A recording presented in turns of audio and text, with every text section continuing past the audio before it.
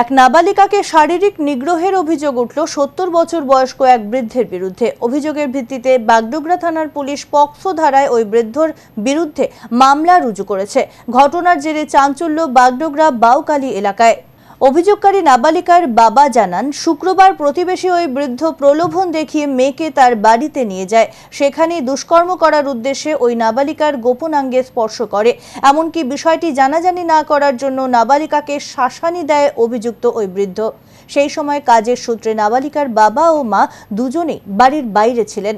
বিকেলে কাজ থেকে বাড়ি ফিরে মেয়ের মুখে সমস্ত জানতে পেরে বাগডোগরা থানায় লিখিত অভিযোগ দায়ের করেন তারা।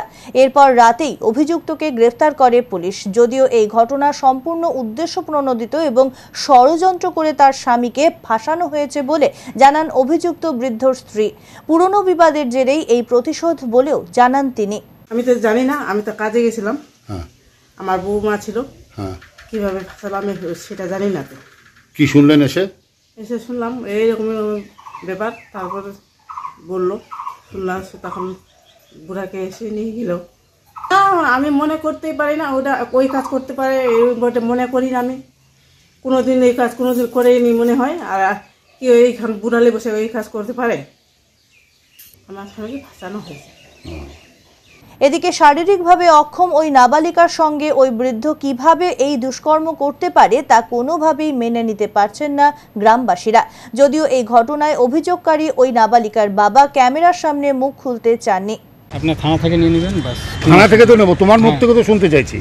আমার মুখে থানা শুনছে, থানা থেকে আপনি শুনে নেবেন। বলছে পঞ্চায়েত আসছে, এখানে সব কিছু আসছে, আমরা গ্রামবাসী নিয়েই তো আমি আসি, একাই আসিনি। ঘটনার প্রাথমিক প্রতিক্রিয়ায় মহকুমা পরিষদের স্থানীয় সদস্য কুমুদিনী বড়াইক জানান, যদিও এ ধরনের ঘটনা ঘটে থাকে তার জন্য অভিযুক্তের উপযুক্ত শাস্তি হওয়া প্রয়োজন। তবে তার আগে অভিযোগের সত্যতা যাচাই করুক পুলিশ।